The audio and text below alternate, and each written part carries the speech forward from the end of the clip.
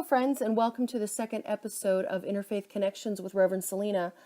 Today I'd like to talk to you about His Holiness the 14th Dalai Lama of Tibet. Many of us were very fortunate to see him speak at either one or both of two talks he gave on June 23rd at the University of Colorado Boulder, here in Boulder, Colorado. The one I attended was the first one in the morning, the 8 verses of training the mind. However, before we get into his talk, I want to talk a little bit about the Dalai Lama himself. A lot of people ask me right away when I said, hey, I just saw the Dalai Lama. Like, great, I've heard that name. Who exactly is the Dalai Lama? There is a misconception out there, and I confess that I've used it myself in a very quick description, to say that he is the Pope of the Buddhist people. Now, this is very inaccurate. And to get into that, let's start with the Pope.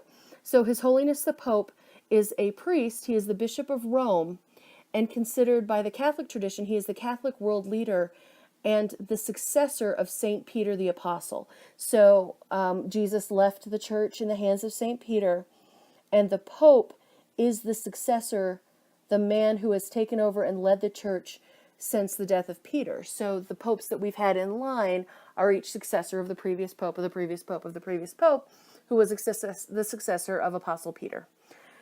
His Holiness the Dalai Lama, in order to talk about him, it's best that we begin with Avalokiteshvara. Now, Avalokiteshvara is a Buddhist deity, generally a male figure, though sometimes in certain cultures and certain countries appears as a feminine figure. Avalokiteshvara is a bodhisattva, and a bodhisattva in Buddhism is any person who has attained enlightenment or who is able to attain enlightenment or nirvana and has instead chosen to postpone nirvana in order to be reincarnated and serve humanity. So, like at the death of St. Peter, when Avalokiteshvara could have chosen to go on to heaven or nirvana, instead he made the decision to be reincarnated in order to help serve humanity. And he was reincarnated then as actually several figures beforehand. However, in 1391, the very first Dalai Lama sat, Gedun Drupa, and the position of Dalai Lama was established. So while the first Dalai Lama was not the very first reincarnation of Avalokiteshvara, he has since been that. And so right now, our current Dalai Lama is Tenzin Gyatso, and he was born in 1935. And while he is the 14th reincarnation to serve in the title of Dalai Lama, he is not the 14th total reincarnation of Avalokiteshvara. Presumably, according to Buddhist legend, Avalokiteshvara would continue to be reincarnated until he decided that he had either served humanity or everyone had been able to reach nirvana, his teachings had been properly passed along. However, as for the Dalai Lama position, the current Dalai Lama issued a statement on September 24th of 2011, and I can go ahead and read that, concerning his reincarnation. He says, "When I am about 90, I will consult the high lamas of the Tibetan Buddhist tradition, the Tibetan public, and other concerned people who follow Tibetan Buddhism, and reevaluate whether the institution of the Dalai Lama should continue or not.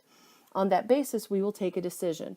If it is decided that the reincarnation of the Dalai Lama should continue and there is a need for a 15th Dalai Lama to be recognized, responsibility for doing so will primarily rest on the concerned officers of the Dalai Lama's Gaden Phodrang Trust. They should consult the various heads of the Tibetan Buddhist traditions and the reliable oath-bound Dharma protectors who are linked inseparably to the lineage of the Dalai Lamas. They should seek advice and direction from these concerned beings and carry out the procedures of search and recognition in accordance with past tradition. I shall leave clear written instructions about this. Bear in mind that apart from the reincarnation recognized through such legitimate methods, No recognition or acceptance should be given to a candidate chosen for political ends by anyone, including those in the People's Republic of China. Now, both the Pope and the Dalai Lama hold significant political power because of their cultural and their diplomatic relations and activities. However, with the difficulties between Tibet and China, the Dalai Lama's position is a little bit more precarious and difficult to explain. And now I'm not going to get deeply into the politics of China and Tibet right now. However, China's plan, China currently does not recognize the Dalai Lama. He has been exiled from his home and is living in India. And it is the plan of the Chinese government to appoint another Dalai Lama, and that in theory there would be two Dalai Lamas, the one of Tibet and one that is appointed by China. The official website for the Dalai Lama, which is at www.dalailama.com, and for those of us who are not spelling aficionados, Dalai Lama is DALAILAMA. The site gives a marvelous list of all the previous Dalai Lamas and gives a little bit about each of their biographies. So it starts with the first Dalai Lama in 1391 and brings us to Tenzin Gyatso, the current Dalai Lama. The website is a wealth of knowledge about his routine day, his retirement.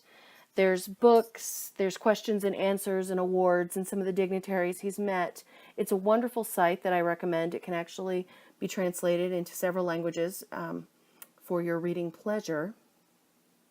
He has also posted several messages on various topics, including Buddhism, compassion, the environment, religious harmony, retirement, reincarnation, world peace, the middle way approach, Tibet.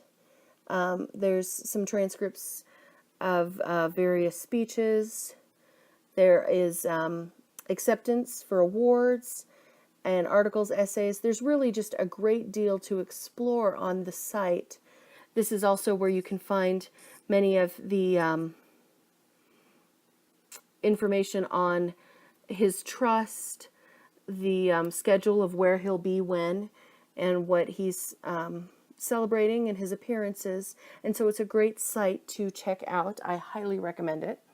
In media, a film that came out in 1997 starring Brad Pitt, 7 Years in Tibet, is a really great movie to hear more about the Dalai Lama. It's a story of an Australian mountain climber who becomes friends with the Dalai Lama as a child during China's takeover of Tibet.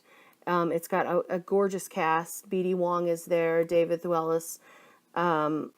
It's got a really great cast and offers a look into the life of the Dalai Lama as a child as he grows, the changes that he makes on Brad Pitt's character just by knowing him, Heinrich Harrer, and it gives a little bit more about the political troubles between China and Tibet. Now, we are also very fortunate in this day and age to have YouTube and other such friends that will allow us to see many of the presentations that His Holiness gives, whether or not you're able to be there in person. I was there to take a few notes at the 9:30 session on the 8 verses of training the mind with His Holiness the Dalai Lama. And before he got into the 8 verses of training the mind, he had many, many things to say. I find it difficult to describe the experience of watching his speech in his presence. He's got a very childlike atmosphere about him. So the mayor of Boulder gifted him, because the prior day had been Bike to Work Day. And so she presented His Holiness with a bike t-shirt, which I imagine he is unlikely to wear. When you see him, he is generally, I have ever not seen a depiction of him where he's wearing gold and red robes, the traditional robes of the Tibetan monasteries, which he leads and in which he studies and teaches. But she gifted him a bicycling shirt, and a bicycling helmet. And there's joy, and he spoke for a moment of Buddhism and an armor that created around you, and how beautifully the helmet fit into the teachings. Though he stopped to bless the line of, we weren't told who he was blessing, the line of people that came by for a blessing, and he just wore that bicycle helmet like it was the greatest thing in the world, and he looked loath to take it off. I didn't actually think he would. I wasn't sure he was going to take it off for the rest of the talk. Later on, he was wearing, I'm told, in the second presentation for the Q&A portion, he put on a special, I guess it was a tennis visor. He says, now I'm wearing this hat, now we can be more relaxed. And so he's very childlike, he's very welcoming. He waves at people, and he, the pat on the back, and the general joy. It's very contagious. There was a great deal of people who struggled, including myself in many instances, to understand through his accent what he was saying. And partially the sound system wasn't stellar for that, though you can always pick up certain pieces of wisdom even if you don't catch every word. And when he speaks in his native tongue, there was a translator there to let us know what he was saying. Some of the things that stood out to me before he got into the 8 verses of training the mind was the importance of meditation, of both simple meditation, the single string of mind, and analytical, which is also very effective meditation, and the importance of study. He said, we have to study, we have to know. And until you become Buddha, your studies are never finished. I wrote down in a section where he said, love all, always read, think. And so, obviously, His Holiness is very well read. He's very well studied. He leads, I believe it's three monasteries in Tibet. That was part of the great plan, as he describes it, of Avalokiteshvara's reincarnation and the plan of the Dalai Lama establishment to build these monasteries and to create a space from which he could teach and bring compassion and mercy to humanity. Now, we won't go into all of Buddhism. However, I do want to talk about what he said about the 8 verses of training the mind. My understanding is that the original text, 8 verses of training the mind, is by Geshe Langri Thangpa. Now, this particular discussion by the Dalai Lama, the piece that they gave us in English was translated by Geshe Thupten Jinpa, and it's copyrighted the Institute of Tibetan Classics. And so you can also go back onto the Dalai Lama's website, and under teachings, you can find a section on training the mind, and it breaks all the verses down. And he has quite a bit to say here on each of the verses. I'm going to do a much shorter talk, significantly shorter, just about the few things that he said on the talk on the 23rd. Now, one thing he said there, and he says it a little differently at the talk, was verses 1 through 7 are the traditional awakening of the mind, and verse 8 is the ultimate awakening of the mind. And I'll read directly from the website. The introduction to the Training the Mind teachings here is, it says, the first 7 verses of the 8 verses for training the mind deal with the practices associated with cultivating the method aspect of the path, such as compassion, altruism, aspiration to attain Buddhahood, and so on. The 8th verse deals with the practices that are directed towards cultivating the wisdom aspect of the path. So you can read more in depth on the website about the training of the mind. And here, let me just give you a few of the tidbits he gave us. Now, the very first verse reads as such. It says, with the wish to achieve the highest aim, which surpasses even a wish-fulfilling gem, For the benefit of all sentient beings, may I hold them dear at all times. And His Holiness says the importance of this verse is to contemplate the meaning of the word I. Who am I? Where am I from? Where do I go from here? It's about contemplating the nature of self, the basis of self, the dissolution of self. And again, these are very short clippings of just pieces of what he said as he walked through. He actually spoke quite a bit on other subjects and got to the 8 verses of training the mind near the end, though like I said, you can read quite a bit more on the site. Stanza 2, whenever I interact with another, may I view myself as the lowest among all, and from the very depths of my heart, hold others as superior. And he says, this emphasizes the need for humility when interacting with others. As you're going through these 8 verses on mind training, it's a meditation. So while you go through each verse, you're meditating as the Dalai Lama recommends, as what I'm reading from his notes, or from my notes on his talk. Verse 3 says, in all my activities may I probe my mind, and as soon as an affliction arises, since it endangers myself and others, may I confront it directly and avert it. This verse, he says, speaks to the need to be vigilant to our own afflictions and to the need to apply the antidote. Verse 4, when I encounter beings of unpleasant character and those oppressed by intense negativity and suffering, as though finding a treasure of precious jewels, may I cherish them, for they are so rarely found. Special attention needs to be paid.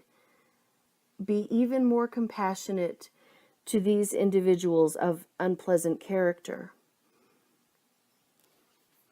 Verse 5 says that when others out of jealousy treat me wrongly with abuse and slander, may I take upon myself the defeat and offer to others the victory.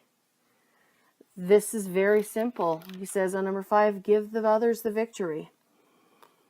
Separate myself from the need to be the victorious one, to always win. Number 6 says, even if someone I have helped or in whom I have placed great hope gravely mistreats me in hurtful ways, may I view him as my sublime teacher. Enemies are teachers, says the Dalai Lama. He says, even if someone I've helped turns on me, may I view him as my teacher. This has come up for me. This one spoke very heavily to me.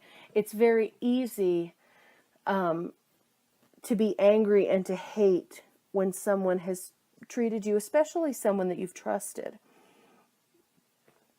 And the Dalai Lama speaks of this, is that if I can view that person as my teacher, it's more difficult to hate them. And this isn't really for them, folks. This is for you. It's taking away some of the pain. It's that idea that being angry and hateful towards somebody else and hoping that that will change them is like taking a drink of poison and hoping someone else will die. And that just isn't the way it is. So this verse speaks to giving that in your own mind, giving that person the opportunity to teach you, to let you learn from what has happened. Number 7, in brief, may I offer benefit and joy to all my mothers, both directly and indirectly, and may I quietly take upon myself all the hurts and pains of my mothers. This stanza, number 7, is about using your breath as a medium to take on the suffering of others. And finally, the last stanza, may all of this remain unsullied by the stains of the 8 mundane concerns, and by understanding all things as illusions, free of clinging, may I be released from bondage. And this verse 8 talks about 2 practices. The first being, all are not tainted with everyday concerns. And B, the importance of the approach of emptiness. And I am not able to do credit to the discussion about emptiness that the Dalai Lama speaks on, though the world seems to be real, he says, and the understanding of emptiness will show you the reality, and it helps to alleviate suffering. So he then did a large exercise with the entire room, and it's a pretty powerful set to be there in that huge room at the University of Colorado in Boulder, and have the entire audience do this at once, though he went through a meditation with us, and we repeated the first stanza 3 times. And he says, while we're doing this, we're visualizing the Buddha and the 8 disciples. And we're saying these stanzas over and over with the intent to continue these teachings and these practices from this point forward.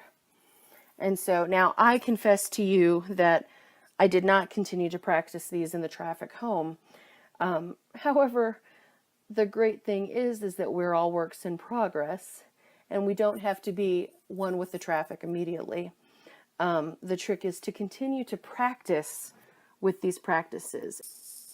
And so again, thank you so much for joining me for this very brief, and I realize it doesn't quite do justice to the teachings and the experience, this very brief recap of the Dalai Lama's visit at the 9:30 class, the teachings of the 8 verses of the training of the mind. I hope you've learned something about Buddhism and the Dalai Lama. As always, you are cordially invited to my website, where you can send me questions. You can send me guest ideas for who you'd like to hear and about what more you'd like to learn. We will be having more videos coming up soon of your questions that are already coming in, and we thank you for sending those in. And again, the website is Selena A. Naumoff,